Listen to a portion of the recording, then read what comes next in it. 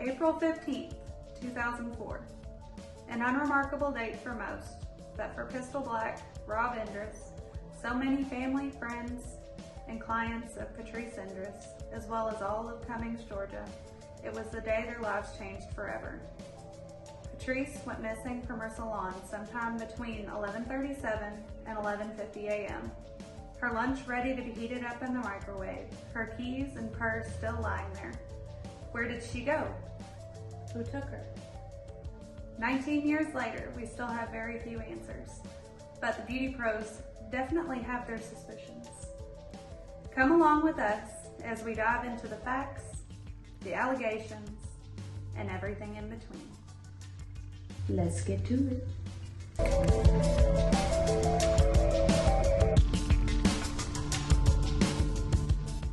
What's up, everybody? I'm Ashley. This is Amy, and together we are the Beauty Pros. Booty Pros. We wanted to do something a little bit different than most salons do. Everything is hair focused, but hairdressers have other passions outside of doing hair. But I feel like everything can be kind of roped back into it. Something that me and Amy are both very, I wouldn't say passionate, but interested in is true crime. And there's a lot of stuff that goes down in hair salons. So we wanted to bring you either unsolved or solved true crime cases that either have to deal with a hairdresser, a salon, the beauty industry as a whole. Right.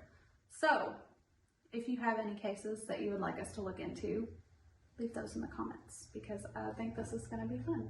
And we started out with a really interesting, kind of infamous, there's a Netflix documentary on it already, but there are not a lot of, it doesn't have a lot of traction. Like, I didn't know about it. I think you did, right? I did, because I watch a lot of 48 Hours. So they actually did one about it. After watching the one that was on Netflix, it's the same. It's the same. It's the same. There's no new anything. No. So, Patrice Endres. She went missing almost 19 years ago to the day, depending on when this goes up. And her case is just very interesting. It's very, I don't know, how would you describe it? Weird. Unexplainable. So the way that it starts out is Patrice was very passionate about cutting hair. She was very passionate about, like we all are, making others feel beautiful. She was very outgoing. Everybody that knew her loved her. I feel like that's how a lot of the true crime cases start out, but it is what it is. Yeah, you don't really hear in true crime somebody will be like, that was a complete jerk. Yeah. They were jerks and nobody liked them anyway. Right. Now, I have read some stories that are like obituaries for people that everybody hated. Really? And those are fun to read. I bet. They're hilarious. Because you try to be nice and you can't. No. These are still, nobody likes you. Nobody likes them. They were a terrible person, terrible human being, so good riddance. But we digress. Squirrel. So, Pistol was 15 or 16. He was young. He was in high school. And the way that he woke up every morning was he heard his mother running on the treadmill. So the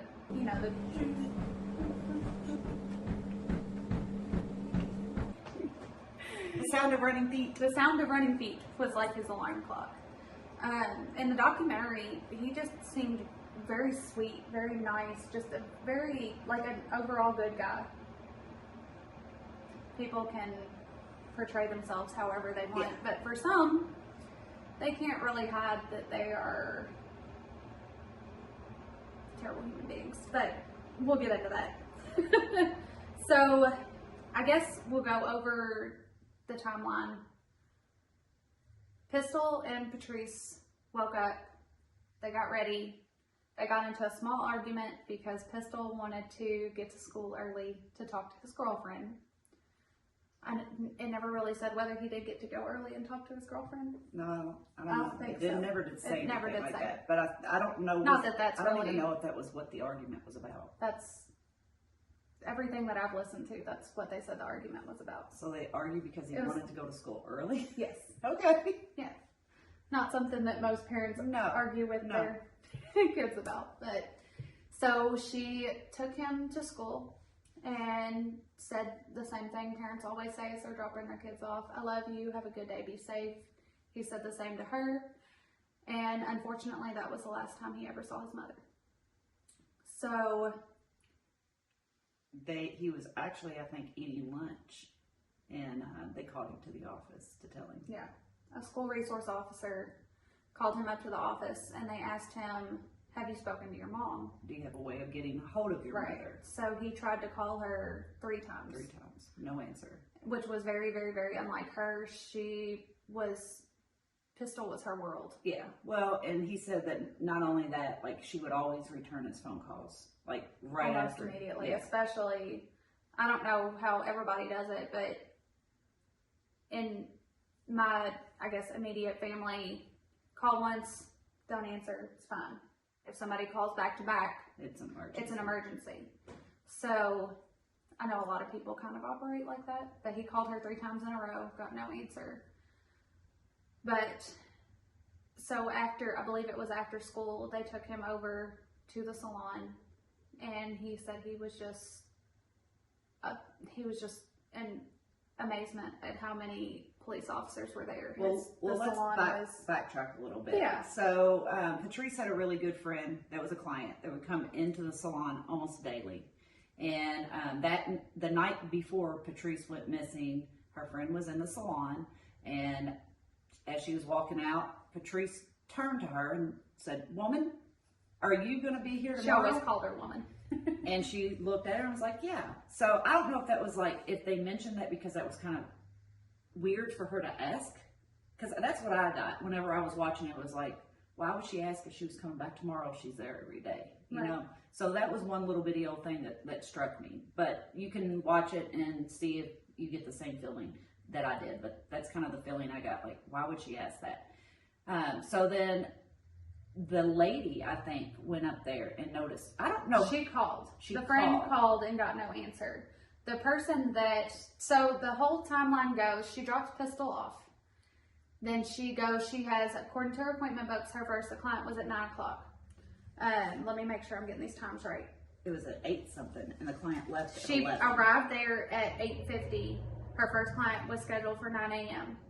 Now, that client said that she was very unlike herself during the appointment. She seemed very distracted, not as attentive. She just really wasn't herself, because she was always very bubbly, very outgoing. She loved to talk to people. People would come into her salon just to talk to her. Like, it would just be a whole, like, hangout place. Yeah, that was their hangout. This was a very small town. Cummings, Georgia. Yeah. So, her first client was at 9. That client left at 11:05. Her second client started at 10 o'clock. It was a men's haircut. And he left at 11:27, which is something that the police looked into. He received a phone call as he was leaving, so they know exactly the time that he left, which was 11:27. A client then called at 11:35, called the salon to reschedule her appointment.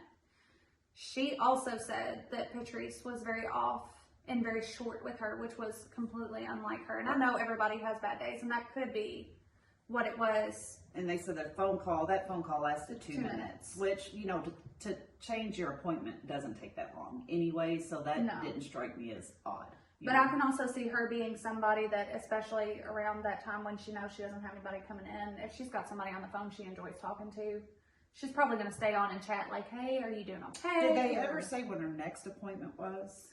They said her next appointment was who called her in. It was somebody was scheduled at noon. Okay. So what time did that last phone call that rescheduled come in? So she called at 11:35. They hung up at 11:37. Okay. So in defense of the short phone call, it could have been she only had 20 minutes to eat because she was trying to heat up her lunch. Right. So she wanted to hurry up and because we hardly get time to eat. So maybe she just wanted to hurry up and get off the phone so she could eat before her next client came in. I also think there could have been somebody there. Yeah, because after that, it was radio silence. She didn't answer the phone anymore after that. Nothing. That client was the last one to ever speak to her. So I've thought about that a lot. What if she had to get off the phone really quick because somebody walked in? Right. So either somebody was already in there or somebody had walked in and she got off the phone. Or she was just wanting Or she was just really wanting to eat, or she was really hungry. Because Yeah. she probably took Pistol to school early, so she didn't get to eat breakfast. There's a lot of speculation. Absolutely. This is all alleged. This is just our opinion. So her next client comes and notices that first, Patrice always had her vehicle parked in the same spot, right along the side, right next to the side door into the salon. Facing outward. And I'll, of course, put pictures up here. So she would be facing the road. She would back herself in. The vehicle was in front of the door, parked in a very weird catty corner angle. Her SUV, her Tahoe. Yes. When the client got there, she already thought that was a little bit weird. The door was open. So she went in, realized that the salon was empty. Patrice's car keys, her purse, the register was open and the money was gone, or some of the money was gone. No, all the money out of the register was gone, but it was open. But her purse was still there, and nothing was messed up in the salon at all. It was clean, overturned, pristine. Nothing was missing. Nothing was out of place. The only thing that was missing was the cash out of the register. That's it. So, and her car was faced in a weird direction. She'll show you right now. Exactly. So, of course, the client called the police because it was very unusual. So the police came, and unlike a lot of other cases, they were right on it. You normally see a lot of missing persons cases. They either think that they ran away, or they wait until 2 weeks to even start investigating. They were only on the spot. They were on it. So shout out to those police officers. Now they did have 2 witnesses because her salon was on a main road. So they did have 2 witnesses. Completely unrelated to each other. These 2 people didn't know each other. One witness was a lady. She had drove by and noticed that the door was open. Her Tahoe was parked the way that it was. And she also noticed a blue Chevy Lumina. With the Georgia Quail Wildlife license plates. And then another one, and the door was open. No, she saw the people. Now both of them saw the 2 people, but the woman who later the police told her, you were probably the last person to see her alive. She said that there was a man with shoulder length hair in a Chevy Lumina, and she believed it looked like either somebody had fallen over or they were helping them back up. There were hands on each other. She never even thought, because who would think that, somebody was getting kidnapped or something. Right. But there was also a man who drove by, and he said that it looked more like a Ford Taurus or something to that nature, but it was still blue. Yes. And they said it was like a baby blue, like a lighter blue. So he saw a older woman with shoulder length hair. What he thought was. Now they both just saw, I believe both of them just saw the backs of the person. Right, because this was a busy road. The speed limit was probably 45 and up maybe. And so that's just driving by. They noticed it. Right. Both people seen a blue 4-door type vehicle. Sedan, yeah. There was another call, and this would have been placed after, because both of those eyewitnesses saw this happen around 11:45, somewhere in between, which is right in that 13-minute window that they believe that she was taken in. So 11:50, there was another call made that went unanswered. So they know that somewhere between, 11:37 and 11:50. Right, 13 minutes. That's such a small window. Somebody had to have went in there and... there's speculation that somebody pulled up and asked for a jump. That blue car pulled up and asked her for a jump, and that's why her vehicle was pulled up to the front, facing the way that it was, which made sense to me, because why else would you move your vehicle in that position to the other car? Right. So That made sense to me. So there was, and that wasn't only just a theory. That was actually a confession that was made. So there's been a few speculations over the years. There's been a few suspects, and one of those that was named Jeremy Jones. He was arrested in 2004 for another murder. he was a serial killer. He was a Allegedly. serial killer. Everything's got to be alleged. Alleged. Right. But he has been arrested and convicted Okay. of another murder. That is not alleged. Right. Of another very young woman. I believe she was in her 40s. Her name was Lisa. And he started confessing to all of these different murders. And he told the FBI, I need to tell you about a hairdresser or a hairstylist that I kidnapped in Georgia. Immediately. Right. They thought Patrice.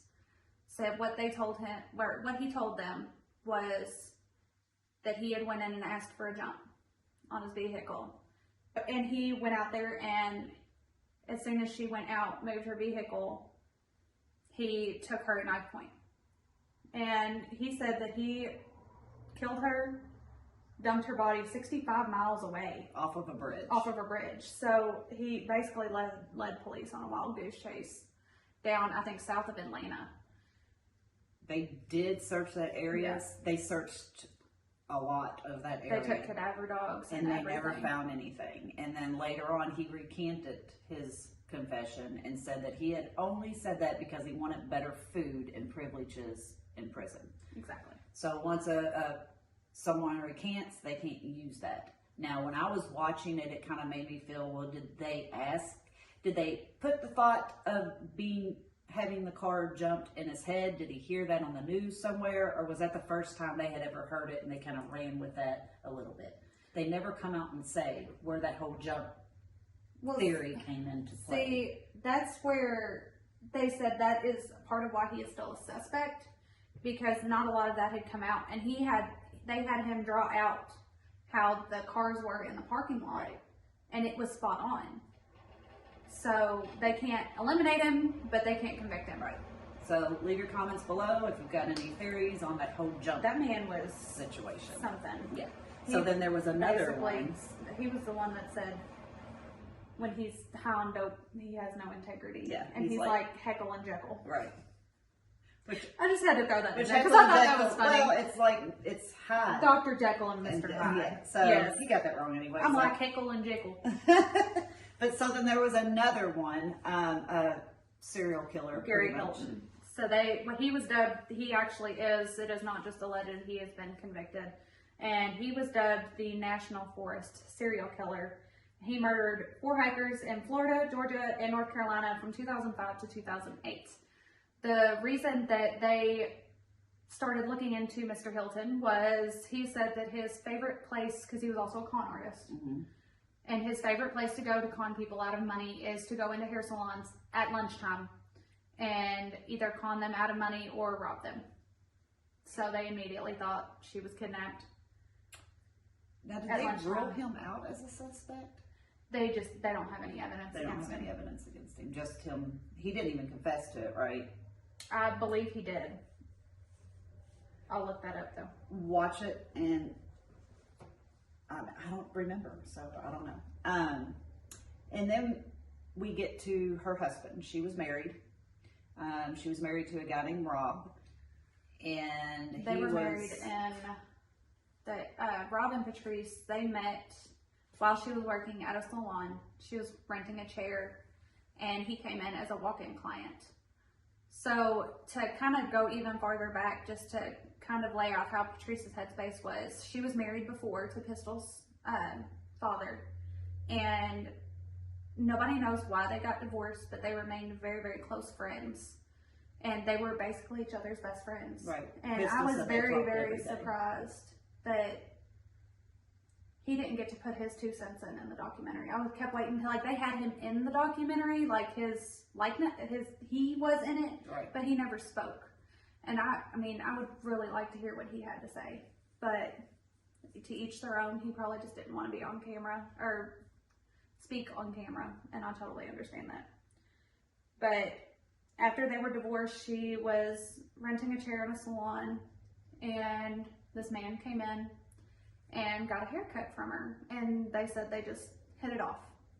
They became instant friends. He was 20 years older than her, too. She was 30 and he was 50 when they met. So, and you know, that's no hate to anybody that has relationships with an age gap. I've just always thought their walks of life had to have been different. But they also say opposites attract. Oh no. So they hit it off, they were dating, and they were married in 1997. Pistol was 8, and they said for the first year, Pistol said that Rob was a model stepdad.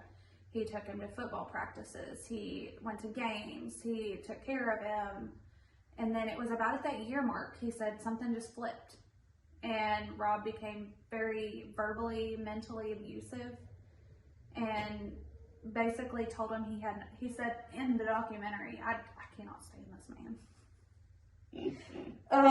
Every time he talked about Pistol, and knowing how old Pistol was at the time, it just he was very narcissistic. He was very, and he hated this child for no reason. I mean, here's my opinion. You don't really know. There's 3 sides to every story. His truth, their truth, and then the truth, right? So he acted as if Pistol just wouldn't mind, he wouldn't listen. Patrice did not discipline him, so then he started to grow, I guess, get a grudge against him in a way. Pistol was young, and what young teenage boys and girls usually do is cause a ruckus. You know, they're not perfect. I don't know. I wasn't in the household. I didn't live anywhere near that, so I can't speak to it. But hear it from Pistol's point of view, this guy was an asshole. And to hear it from Rob's point of view, Pistol was an asshole. So there's got to be a truth somewhere in the middle.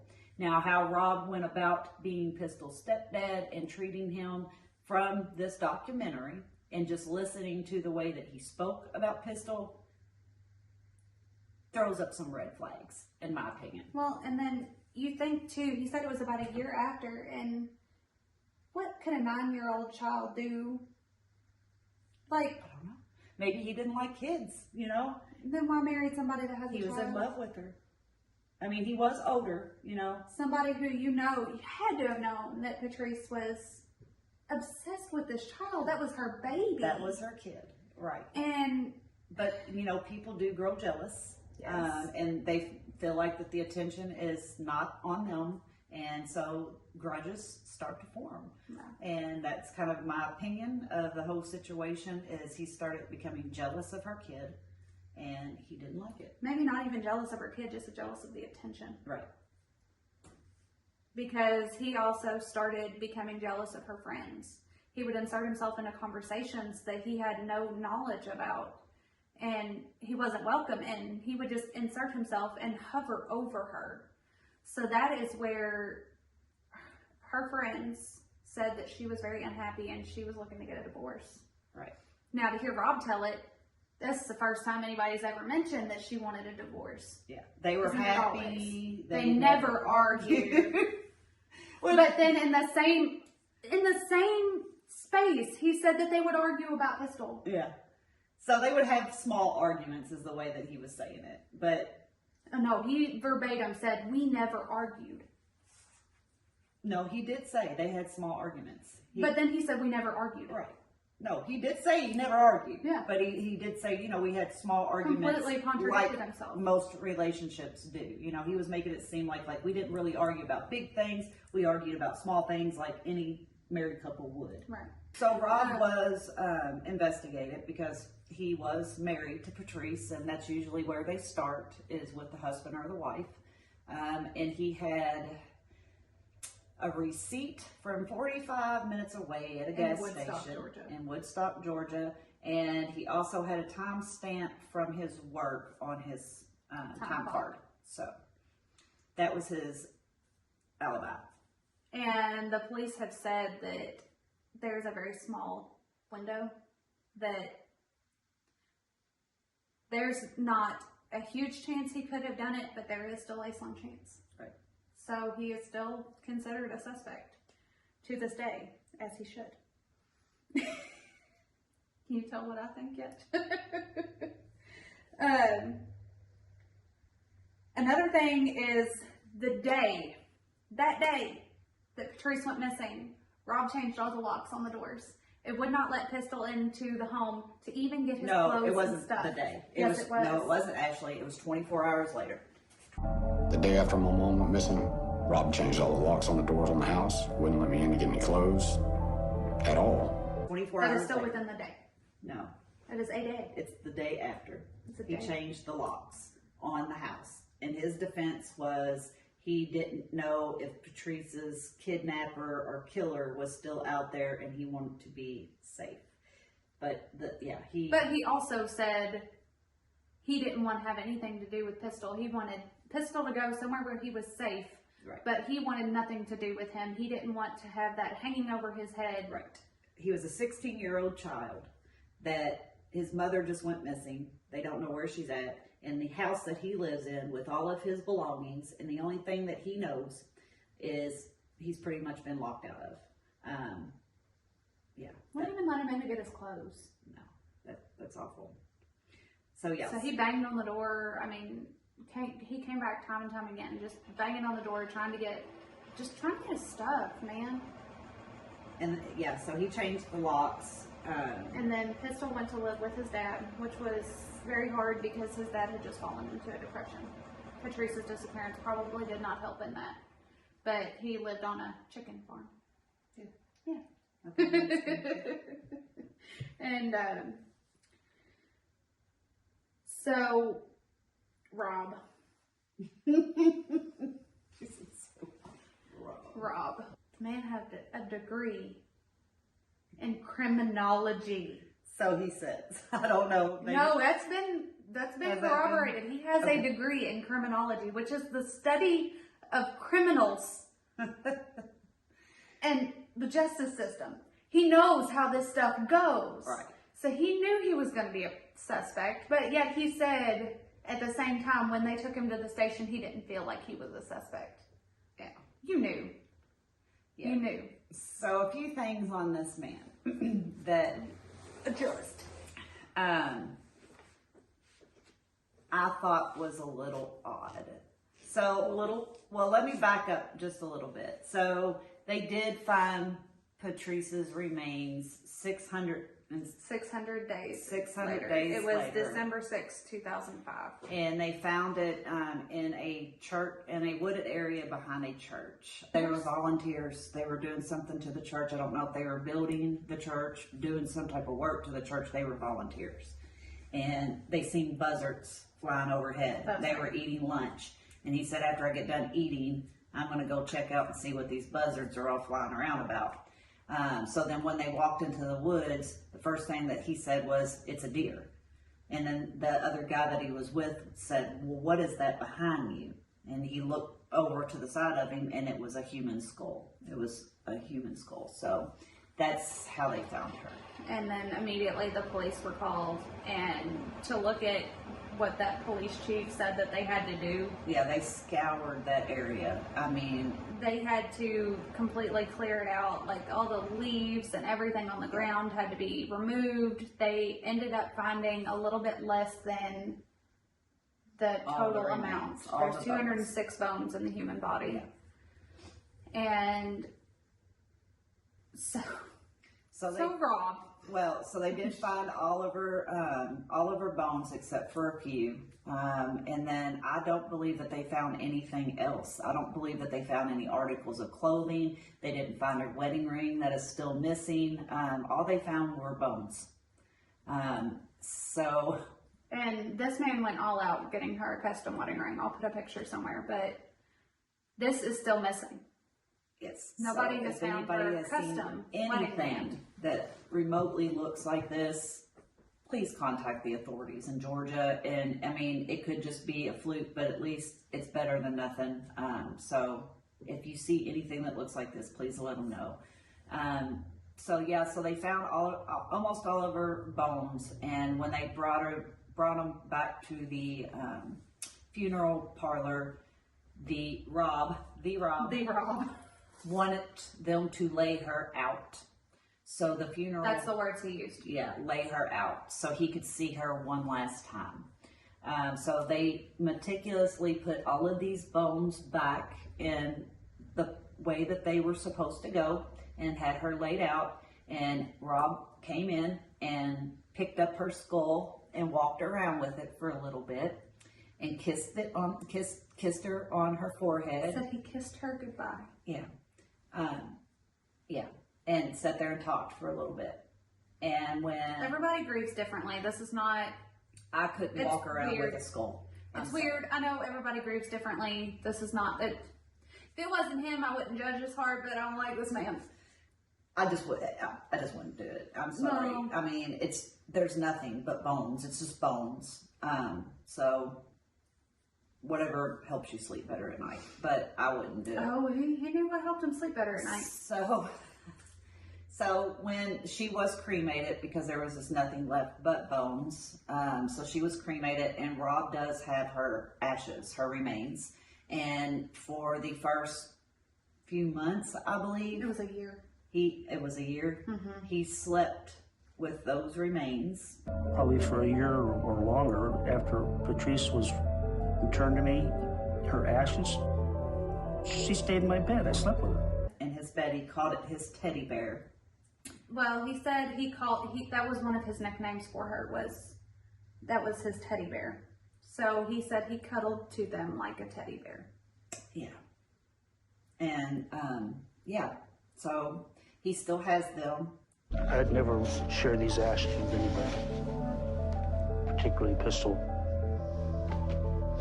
Pistol has nothing of his mother. No pictures, nothing. Everything was locked in that house. He does not have anything left of his mother. I think the house is no longer. No, the house is no longer theirs. Yeah. But it wouldn't have any pictures or anything, because it does show in the documentary they do take him to the house and he gets to walk into the house for, I think, the first time since all of this. So he has no pictures of his mother, nothing. Nothing. And Except for the things that, his dad probably had. The remains are staying with Rob, exactly where they're supposed to be. In his words. He said, I have all of her. I have all of her. Just like it's supposed to be. Just like it's supposed to be. So that brings us to our theory and our thoughts on this. I think that, and this is all alleged, I don't have a degree, I don't know any of these people. We are simply true crime enthusiasts. We are just hairdressers talking about a hairdresser that we're missing.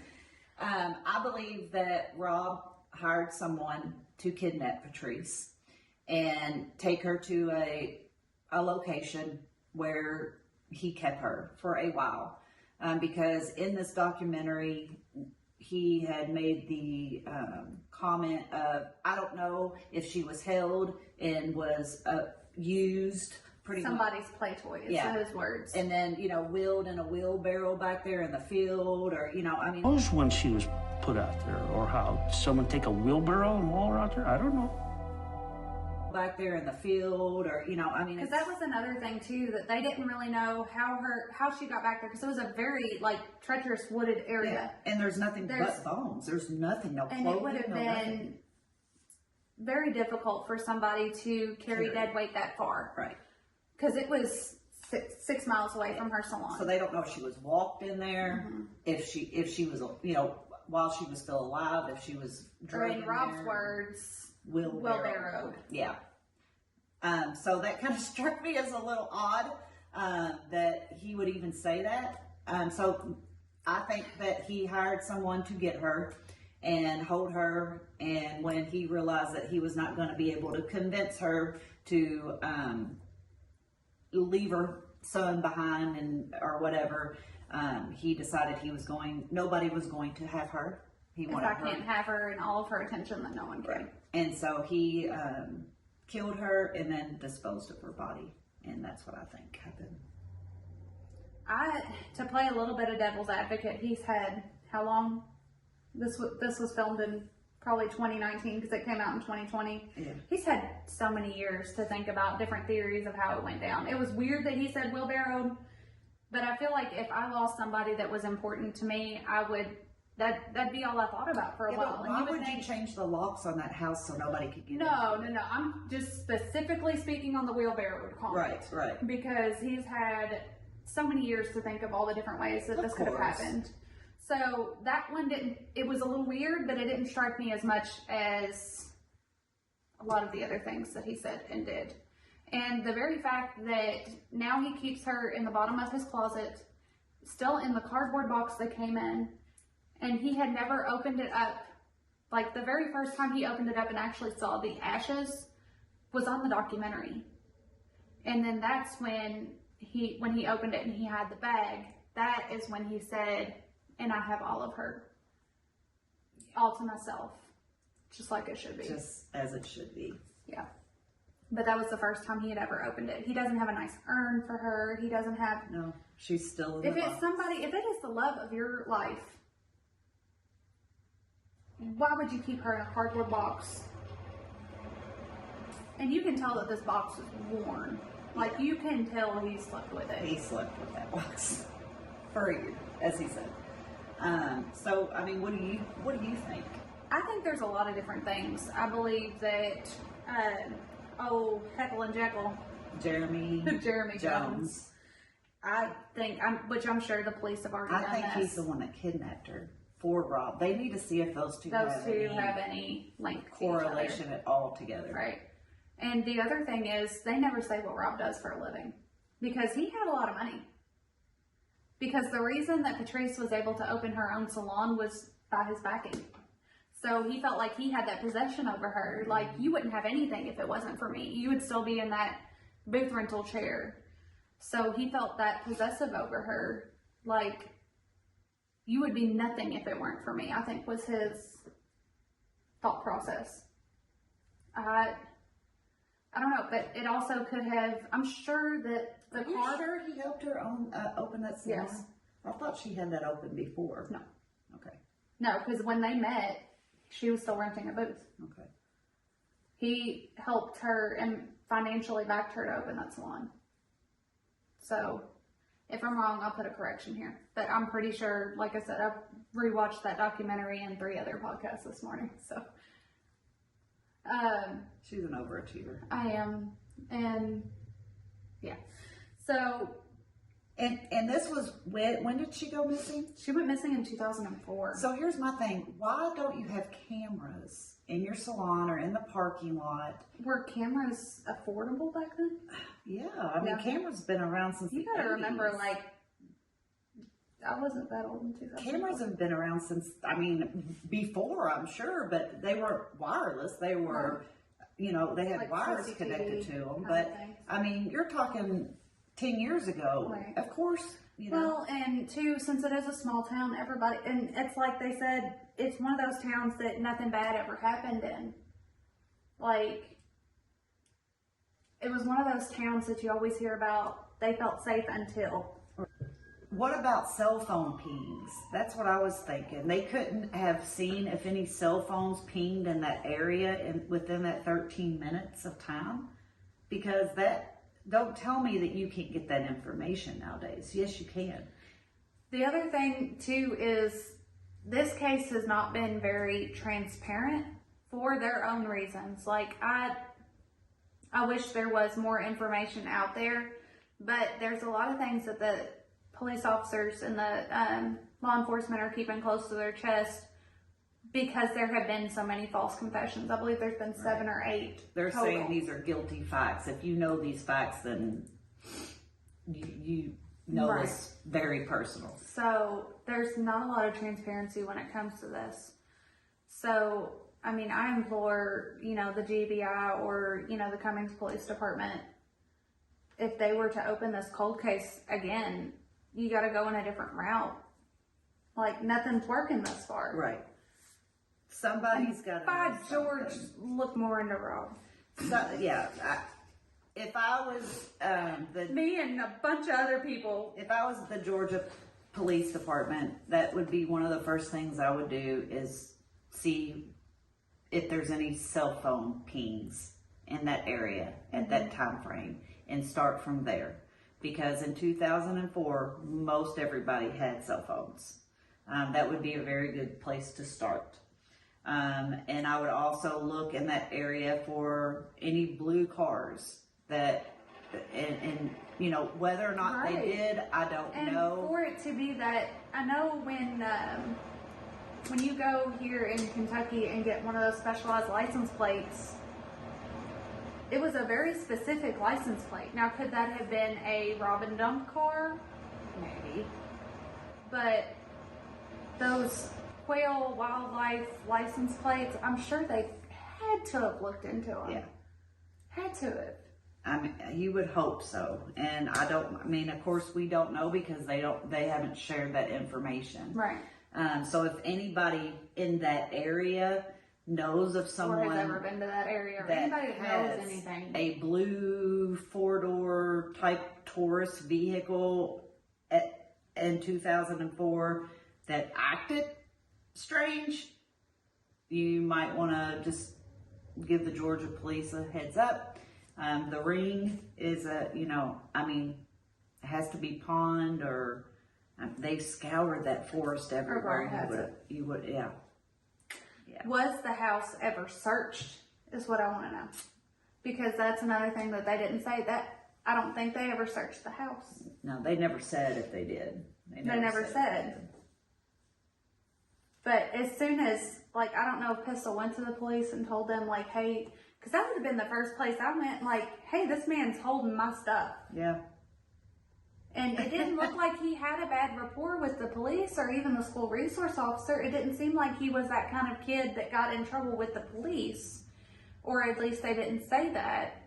So, I mean, I could see if he was a troublemaker, like Rob put him out to be. If he had a bad rapport with the police officers, maybe he wouldn't go. But that would be the first place that I went. I'd be like, hey, this man locked me out of my house. Yeah. Can you make him give me my stuff? It's all very weird. So strange. Scenario. It's very, very strange. I guarantee you Rob has that ring somewhere. Whether it's buried or he custom made that for her. Yeah. If he had anything to do with it, he has that ring somewhere. If he has any storage units, those need to be searched. So tell us what you guys think. It's on Netflix. It's called 13 Minutes. It is on the season 1 of Unsolved Mysteries. So check it out and comment and let us know what you think. And then next time we are going to be covering a case that is actually near and dear to one of our favoriteest clients. So stay tuned because our client's old hairdresser is a murderer. Dun dun dun. Dun dun dun. We want to thank you so much for watching, and as she said, leave any suggestions, thoughts, smart remarks down in the comments below. And all of our information, if you are around our area and would like to book with us, all of our information will be in the description box down below. And don't forget to smack that like button and hit the subscribe notification. And hit the little bell. Ding, ding. And most importantly, always remember to enjoy being beautiful.